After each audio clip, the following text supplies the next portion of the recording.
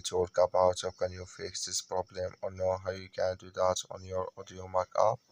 So all you have to do, so you just click here on settings, click on it here. When you just click on settings, it's going to show for you this like this here. Then you go down, just keep going down, click here on apps. You come to apps this here, and there you're looking for Audiomack, just click on it here, or just click on search. Then here at Audiomack, you just click on it. Then it's going to take you to this here. Click on force stop, click on OK. Then you go down, just click on storage, come to storage is here.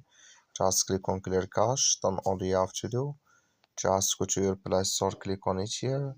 So then here you search for Audiomack, it's going to show for you like this. You will find here update, click on it, and it's going to work with you. That's all you have to do. Thank you for watching. Don't forget to support us by liking, subscribe.